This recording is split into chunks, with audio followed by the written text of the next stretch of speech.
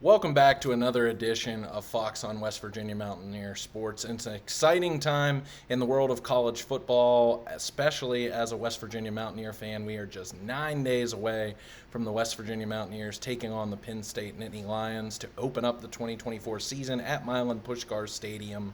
But I want to talk about a topic that I want to talk about once.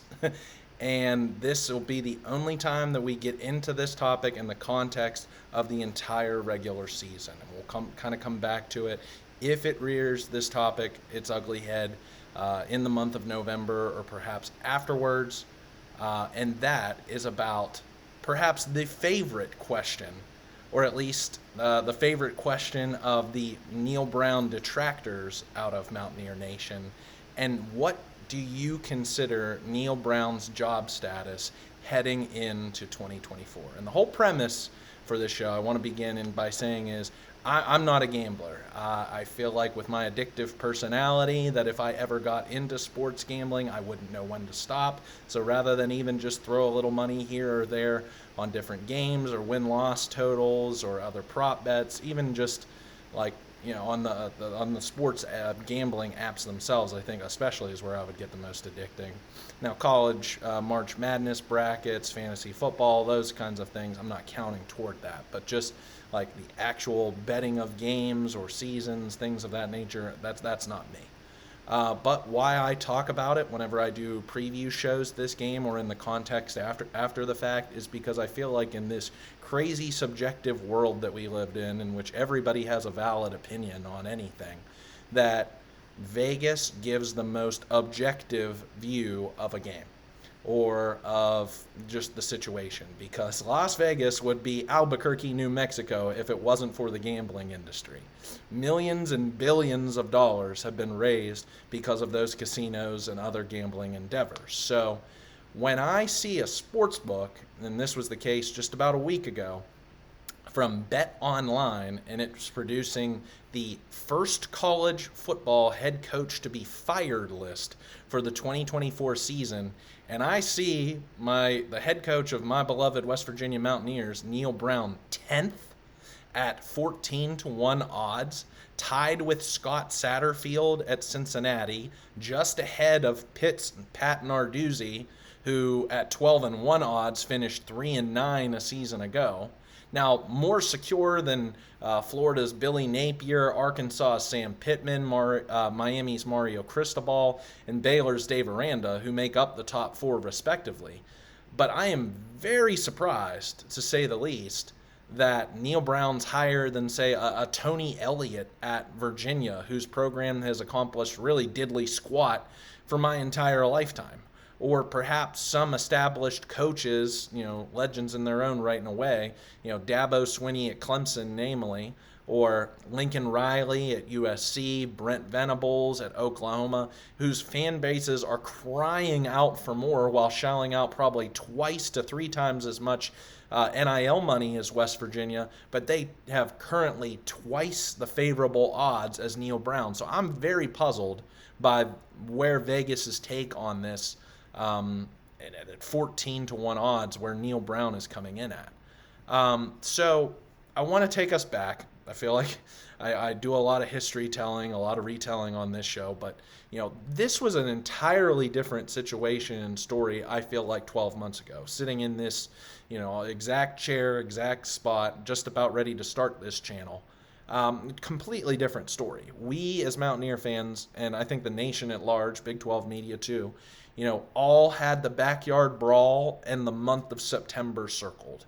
Could West Virginia beat Pitt, a team that it lost to in downtrodden fashion just the year prior at Acrisure Stadium on week 1? And if it could beat its rival Pitt, could it ride that momentum into beating a Texas Tech team that West Virginia has had troubles against in the Big 12 Conference for a dozen years, and then going on the road at the defending national finalists in TCU, avoid a 2-3 start by perhaps going 3-2 or better? what could Neal Brown, first of all, win that backyard brawl game to really save his job, and then what was going to happen to in the forthcoming weeks before a bye week? Could he have potentially have been ousted October 1st of 2023? Well, you know the history. Fast forward, West Virginia beats Pitt, starts 4-1, finishes the 2023 season with 9 wins for just the 19th time in program history, including a bowl game win.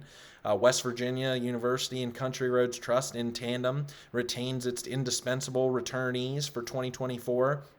The program signs a top 45 high school class nationally, and it brings in arguably a good of a transfer class, at least on paper, as West Virginia has in 3 cycles of the NIL portal era. And Neal Brown was rewarded, I put that in air quotes, with a 1-year contract extension. We talked about this at the end of March, which was really at best a contract restructuring to bet on himself for 2024, and at worst for him a pay cut. But he made the admirable decision in this contract signing to order raises for his assistants. Use $400,000, reallocate it across, and spread out the love. So here we are. The schedule isn't changing. This roster isn't changing. We're 9 days away, as I mentioned at the onset of this video, for the 61st edition of what I'm now calling, and maybe trademark this puppy, the War for the Mason-Dixon line. Between Penn State and West Virginia. Also have the Backyard Brawl September 14th. And as I said months ago, we're staring down the most ranked opponents preseason of any team on the schedule of any Big 12 team. So one of the tougher schedules in all the country, especially of those teams who don't play in the SEC or Big 10. So am I crazy to think, or the bettors at least, crazy to think that there is any possibility that West Virginia this could be the last year of the Neal Brown era? Did he redeem the prospects of his West Virginia University legacy, ending the worst 4-year stretch in the last 40 some odd years of West Virginia football history when Frank Cignetti was the head coach prior to the modern era of West Virginia football under head coach Don Nehlen?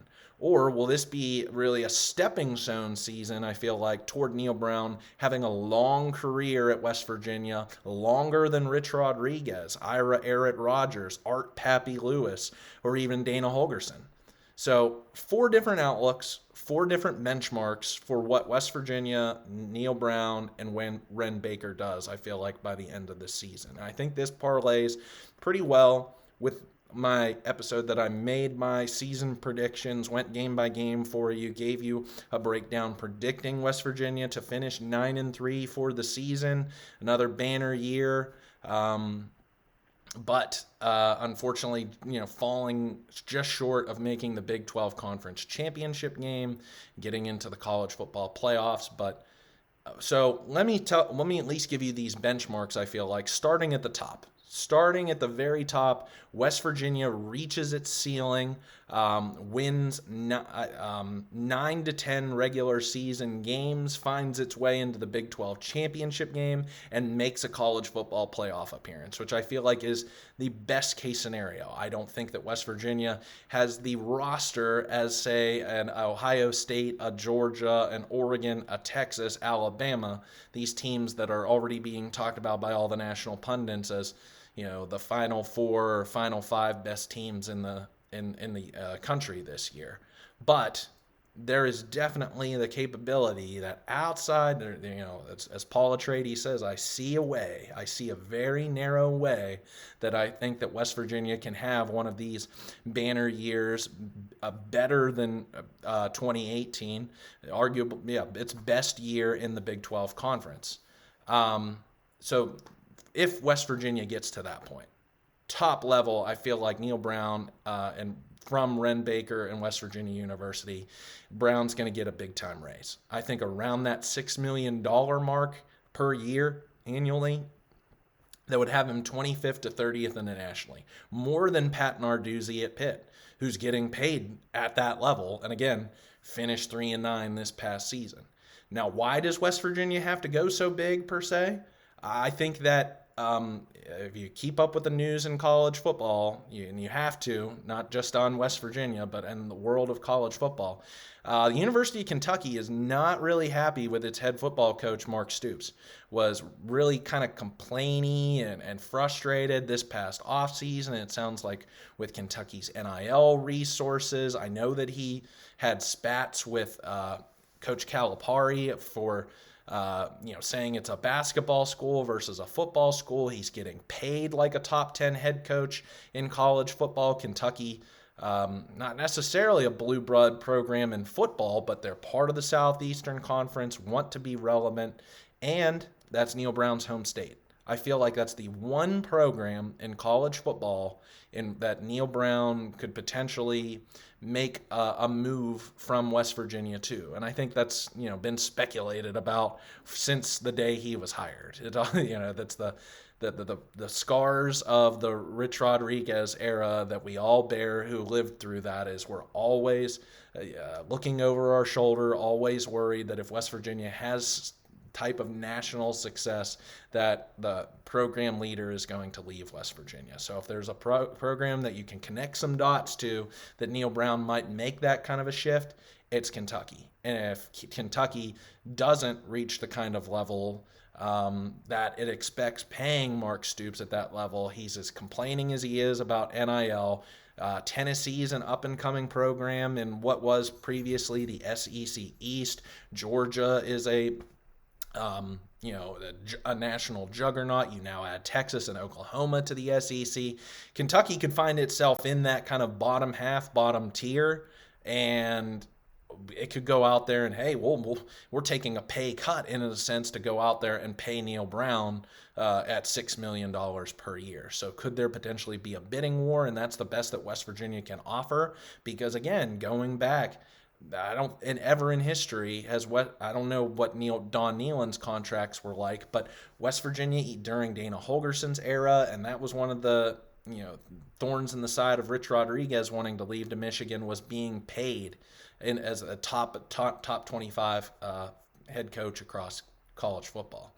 The other team, does South Carolina come sniffing back like they did in 2020? I feel like Shane Beamer's kind of Lane Kiffin light. You like him or you don't like him. He can be a little brash at times, and if South Carolina is like Kentucky, not keeping up to compete into that middle tier or pushing on the big dogs in the SEC.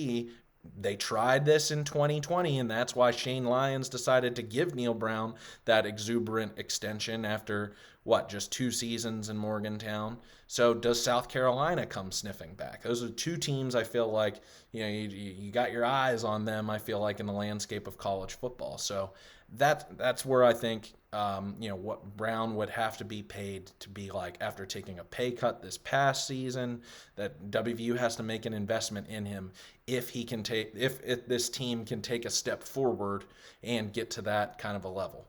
I'm going to come back to that point about wins and losses here in a little while. So now the next step down, I feel like, for Brown to achieve a moderate raise, I'm talking around the $5 million mark. That puts him close in between 30th to 40th nationally in his contract, with some of those previous buyout protections that he had. I think that West Virginia has to repeat or do just better, kind of like what I'm talking about. I feel like can be a reasonable expectation. A glass half full, definitely expectation and thought process and being optimistic for this season. But I'm saying winning between 8 and 9 regular season games, including the backyard brawl, which means a ton, even though it's on the road, and winning 4 of 6 against a combination of Penn State, Kansas, Oklahoma State, Iowa State, Kansas State, and Arizona. So, and if you can get to 9 or 10 wins with a bowl win, I think to prove himself in back-to-back years, he definitely deserves that raise. Again, maybe not so much so that you're going $6 million or above, but if you can go, around, as I'm saying, around $5 million a year, that's shutting up the detractors who won't buy into him because he hasn't done it twice. I think that also that will be able to get Neal Brown paid before a new administration comes in. This time, a year from now, West Virginia, well, even earlier, about 10 months, as soon as the school year ends next May, West Virginia will have a brand new president. So Gordon Gee announcing his retirement, what was it, like a year ago for next summer. So West Virginia will be welcoming in a new administration, and if anyone in any industry, not sports related even, knows whenever a new administration comes in, like everyone is reevaluated, everybody, but if things are put in place, contracts especially are put in place, that you have to honor those contracts, that breaking them, but who knows? If there is a great alignment, a great new president is hired at West Virginia University, has alignment with Ren Baker, who then also has alignment with Neal Brown, then you honor that contract, you play it out, and it'll be on this next president and all those involved at West Virginia University, hopefully with better state government intervention and how that finances are doled out to the university, that West Virginia can start to crawl out of the financial hole that it was in, widely reported this time about a year ago, a $40 million deficit. So that's what I would say, is if Neal Brown is able to repeat with how tough this schedule is going to be, and win some ranked games, perhaps starting off week 1 there with Penn State. I mean, if West Virginia can beat Penn State, it can beat anybody on its schedule. So very big prove it game, but it's not the end all be all end of the world. If you lose that game and you still end up winning the Big 12 conference, you secure your place in the Big 12, in the college football playoff as the Big 12 conference champion. So if West Virginia can at least just get to that point, I do. I think Ren Baker wanted to give Neal Brown that raise, didn't want to have to necessarily give him that pay cut. And that was widely reported in this really good article written by Justin Williams of The Athletic a week ago, which I'm going to come back to, put a pin in that for a second. So that's what I mean. I have to honor that. I have to get him paid into the 30th, the 40th, and look ahead, because it seems as if West Virginia, if it can get to that same level, can be a constant contender in this new Big 12 conference.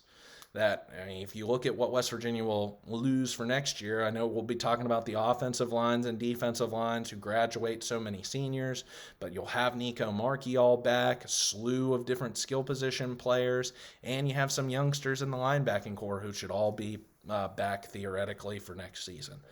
So there's a lot still to like, even about 2025.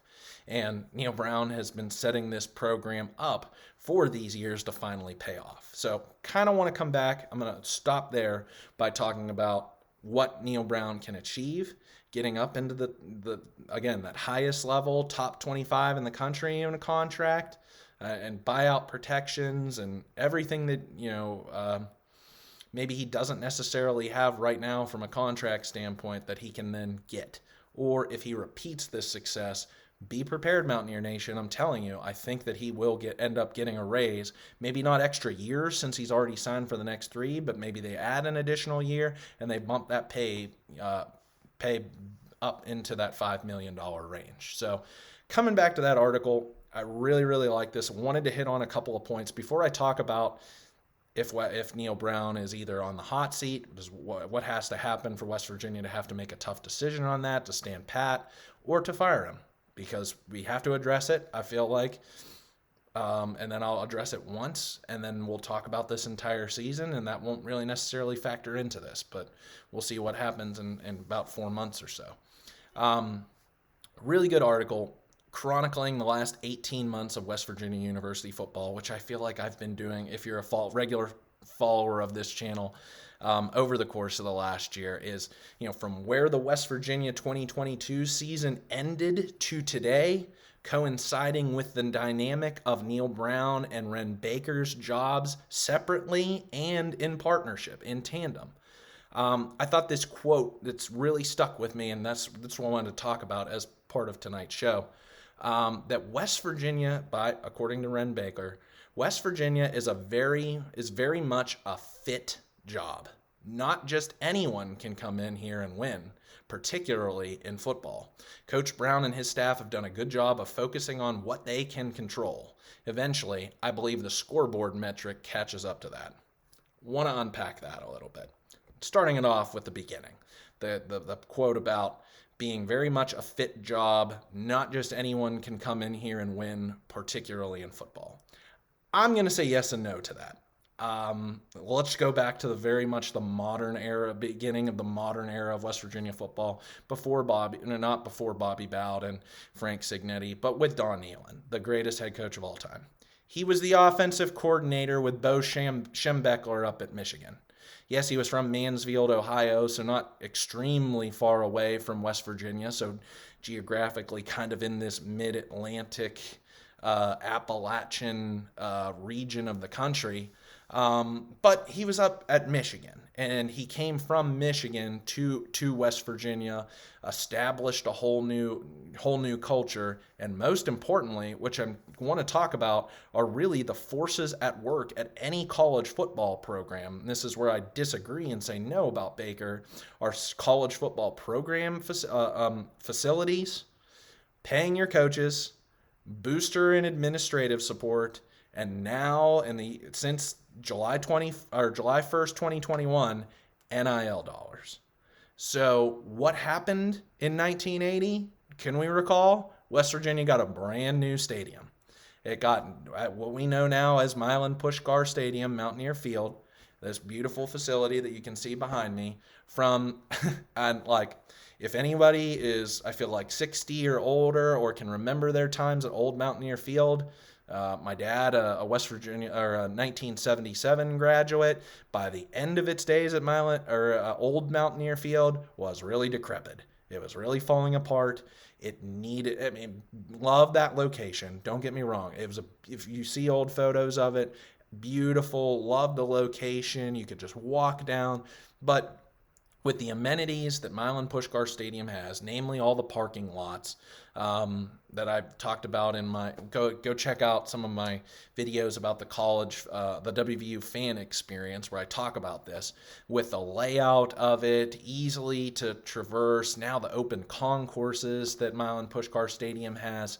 It's a great facility. Does it need giant suites for big boosters and all that? Yes, but that's not something that I care about, but that's others who make a whole lot more money than me care about.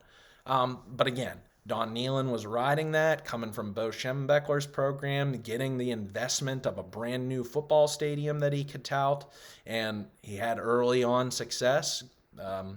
And then rode that, getting Major Harris, getting Mark Bulger, and had the best 20-year run, I feel like, of any coach in Mountaineer football program history. That's why he's the best.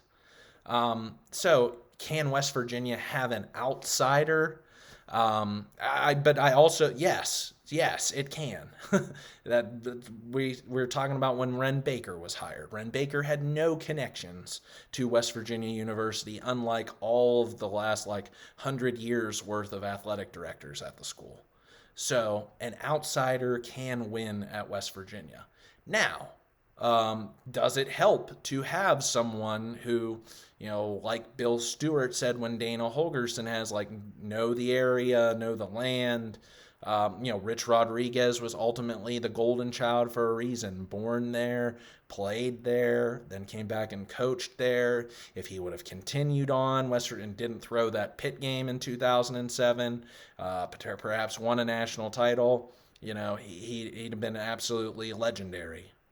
Beyond his aspirations of making it to the National Football League, beyond Michigan, thinking Michigan was his stepping stone to the NFL. So you don't have to be a reincarnation of Rich Rodriguez to win at West Virginia. Does it help? Does it absolutely help knowing about all of the things that I talk about all the time?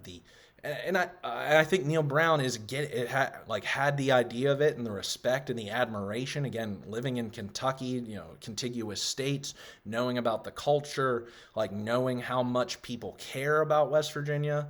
You flip it on its other head, and he didn't realize in 2022 how big the backyard brawl was how big of a deal that was, but he learned real quick after 2022 for 2023.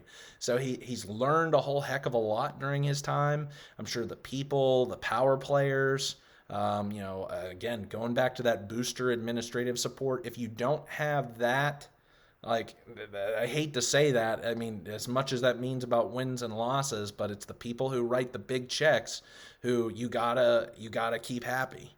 The facilities, and like that's the sad thing is West Virginia put in so much investment into those facilities right at the onset of Neal Brown's career, and it didn't really move the needle all that much. So that's like the downside, but you got to have them in today's college football world. You have to be able to keep up with the Joneses, even with facilities, because you got to ooh and ah these 16 to 18-year-old kids. And paying your coaches. Again, if South Carolina or Kentucky offer, an offer that Neal Brown can't refuse, millions of dollars more than what West Virginia is offering, I'm not necessarily going to begrudge him. I understand. I get it. And that's the same thing with NIL support. Is I have these conversations with people who are big college football fans all the time, is that if it is tens of thousands of dollars of difference between West Virginia and another program, say a USC or a Texas or Florida, and if these players think that they're worth it and that the opportunity is right and making it for them, I don't know how you can begrudge them. If you were switching shoes and you were that player, that's a difference. Now, if it's reasonable money, same difference. You feel like you're beloved in the state. You feel like you're getting the opportunities on the field. Everything, you're comfortable. You like your coaching staff. You like the culture. You like the town. Morgantown's a great town. All of that. And you have, I hate to use this word because that's the dirtiest word in college football, loyalty anymore.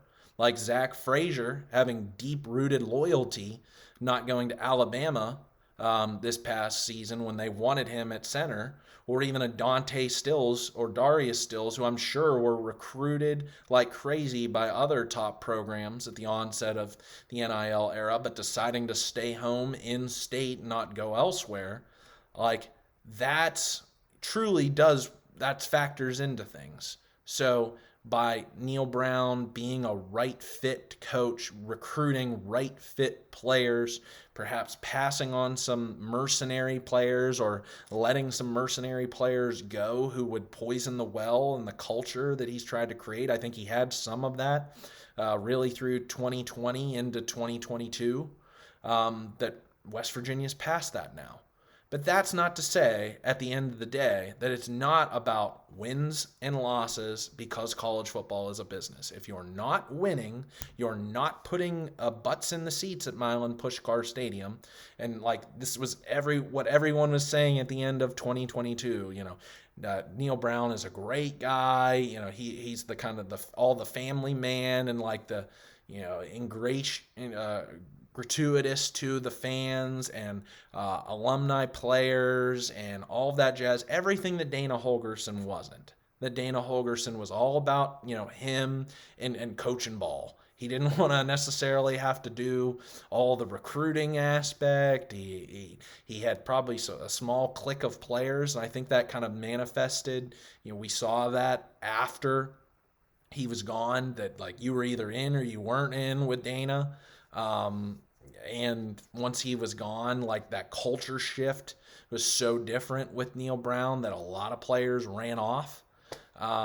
So at the end of the day, I agree and I disagree with that statement that not everyone can come here and win.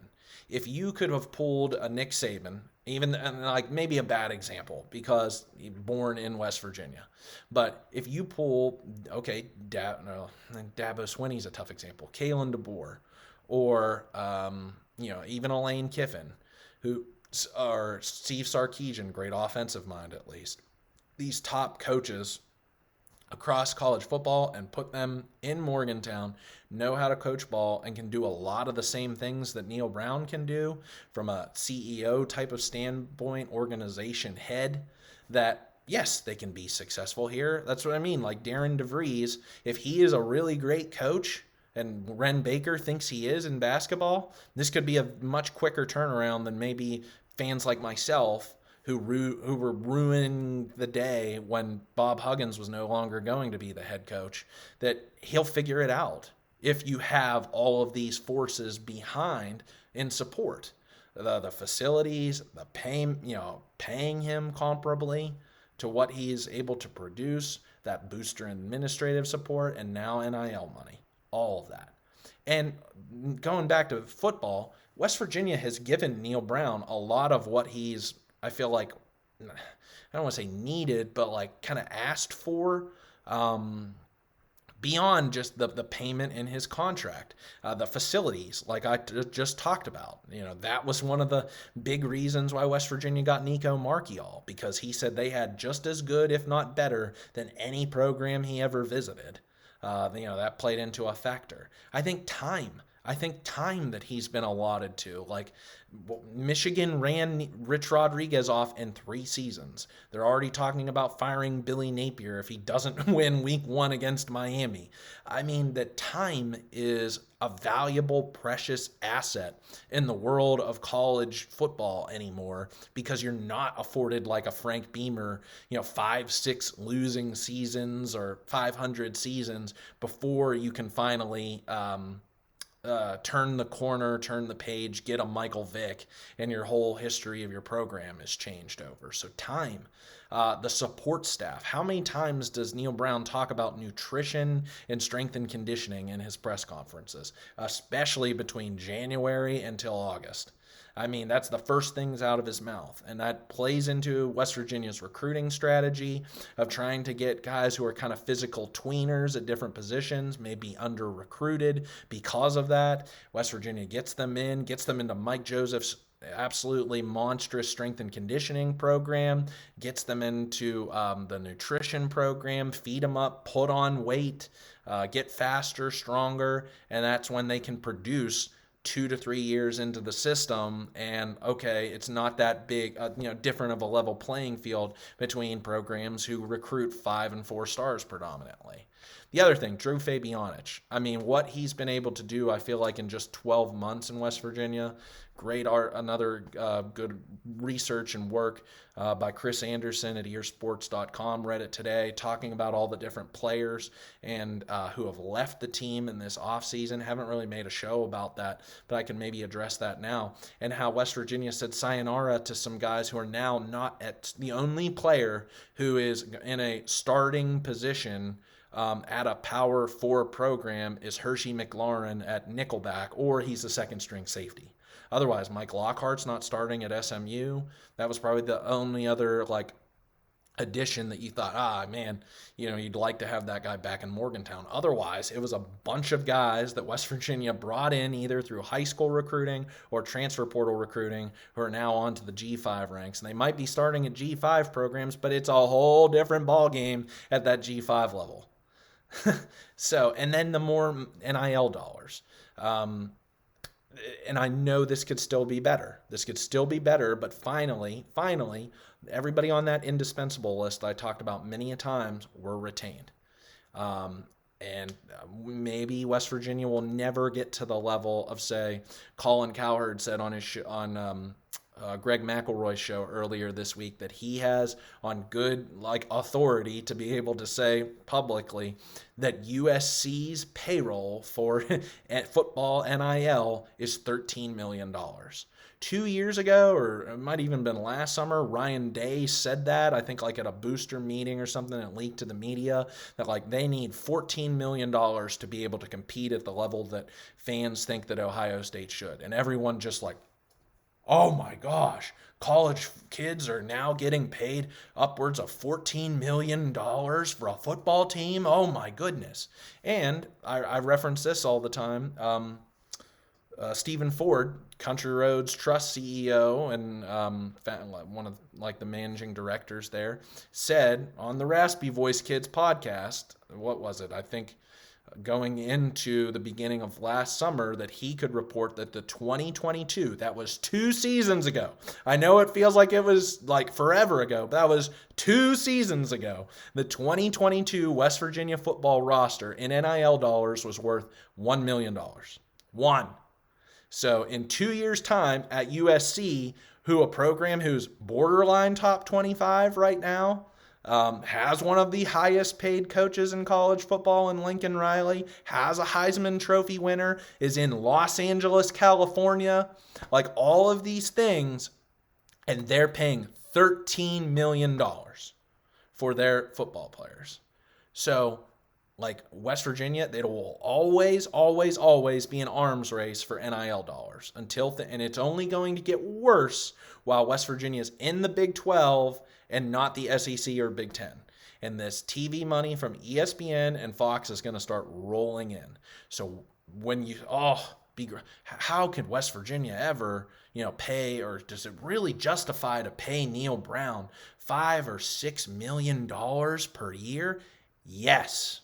Absolutely it is. If he is putting together results this year of repeating against this schedule what he did in 2023 into 2024 or beyond, believe me, it is worth every darn penny. And now, because he's able to not have to focus on all of these ancillary things that I've just talked about, I think the proof is in the pudding, and we saw a bit of this last year, how much better offensively West Virginia was. Fewer mistakes, penalties, not so many game management timeout issues, things of that nature.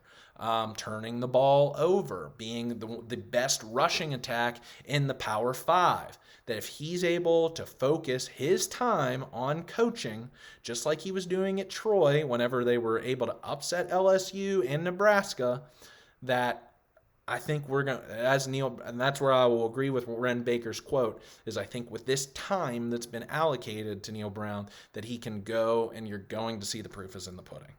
And again, Baker and Brown are simpatico in this, that he decided to retain Neal Brown. And again, he's only been there for about 18 months, y'all, or 19, whatever, 3 college semesters. That Wren Baker, and all he knows of Neal Brown of these last 3 semesters are winning the backyard brawl, winning 9 games in the Duke's Mayo Bowl, positive vibes around around at least the football program while it was a bad basketball year, and in the baseball, being fully supportive and engaged in the community, on campus, being a part of all the caravan events. Like, Brown has very much endeared himself to Wren Baker, and Wren Baker has nothing like a memory of Neal Brown that only begins at the end after the 2022 season. So yes, while we as fans have all experienced 2019 through 2022, that's what Baker really has to go. Not looking in the past, looking ahead, looking forward.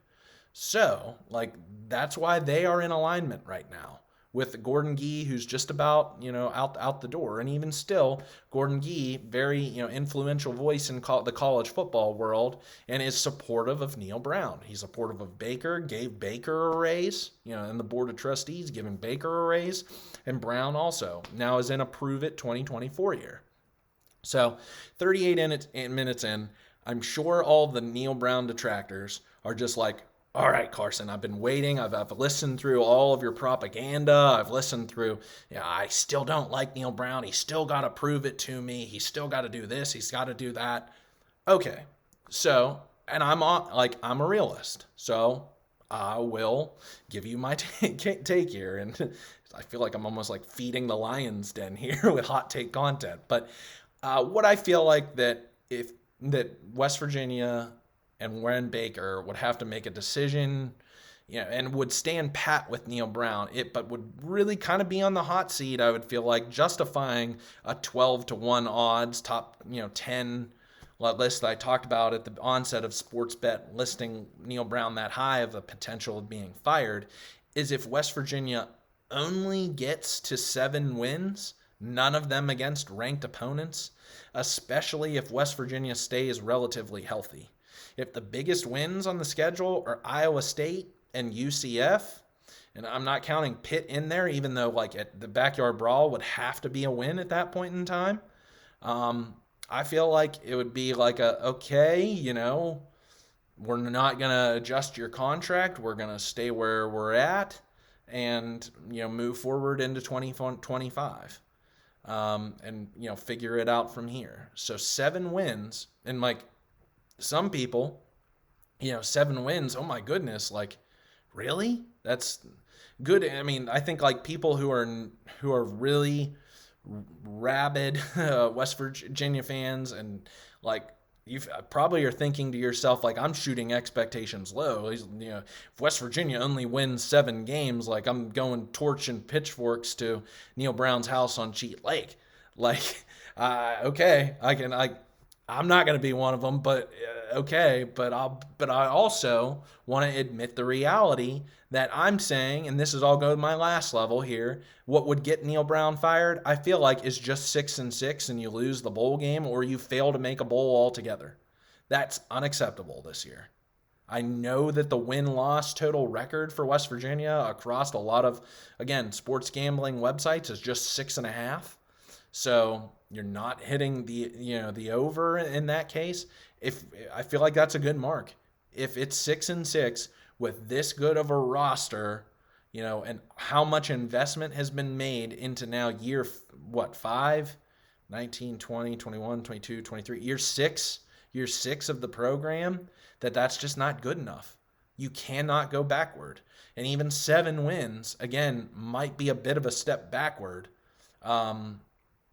If you stay relatively healthy. But again, for all the reasons I've already laid out, that I believe that Neal Brown would be stuck, or Ren Baker would stick with Neal Brown for 2025 if that was the case. But 6-6 just isn't good enough.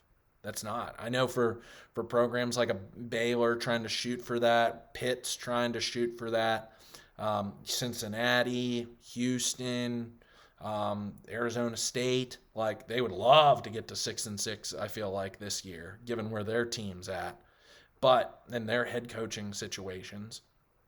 But 6-6 is just not going to cut it, especially if you lose 6-7 or 5-7, even with injuries. Even if Garrett Green, I feel like sustains an injury or so that costs him a third of the season, or maybe even upwards of half. That with with Nico Marchiol as your backup quarterback, having won what he's won, that like injuries can't necessarily be an excuse, even with this tough of a schedule, to go 6-6 and lose a bowl game, or again fail to make a bowl altogether. So that's where like some fans who might want to like question my credibility or what am I talking about if I say that West Virginia is going to stick by Neal Brown if West Virginia only wins 7 games. Well, I'm going to be on the other side and say, well, if it's 6-6 or worse, then he's got to go.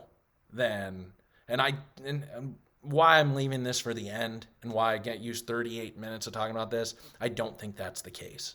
I talked about this in my prediction show. Worst case scenario, absolute worst case, 5-7, which is a different 5-7, I feel like, than 2022 or 2019, where like 5-7 was great in 2019. 2022, you're just like, ugh, like that's worse in 2024, even worse than 2022, because this roster is so much better than 2 years ago. But if he repeats or does better, that's why I'm hoping I'm singing his praises. I hope that the Neal Brown detractors finally jump on the bandwagon, agree with me, can buy in, can feel happy, can like relish the fact that West Virginia is, lurking its way back into national relevancy. Fox Big Noon Kickoff is coming week 1. Pat McAfee is doing a show next Friday on campus. Like, I want more of this. I want more talk about West Virginia, because good, press is never a bad thing. It's whenever you're irrelevant, which West Virginia I feel like sadly was from 2019 to 2022, and or at least took a really far step back in national relevancy there. It went fast there, that Will Greer era in 2017 to 2018, and then things all came crashing down. And it was in a very, very slow rebuild. Slower, I feel like, than a lot of us had patience for. And I feel like I'm one who has a little more patience than some others. But now it's finally put up or shut up time. And it's either cash out or cash in time. Going back to my gambling references. If West Virginia comes through and has the kind of season that we're all hoping for, then you got to pay the man. You got to pay the man and continue all the other things that West Virginia is doing positively as a program, from a support staff, from an NIL perspective, facilities. Put those press boxes in Milan Puskar Stadium. Like, do it. Hopefully then it lowers ticket prices for us normies. But different story for a different day. So what are your thoughts? Do you agree with me? Where do you disagree? Are you mad, or are you happy, or you can't believe I'm even talking about this? What are your thoughts on Neal Brown and his job status heading into 2024? Thanks for tuning in. Love to have you as a subscriber to my channel. Like this video so more Mountaineer fans can see it across YouTube. And tell your friends, tell your family, tell your dog that I do this each and every week and have a lot of fun doing it. And I'll talk to you next week. Let's go.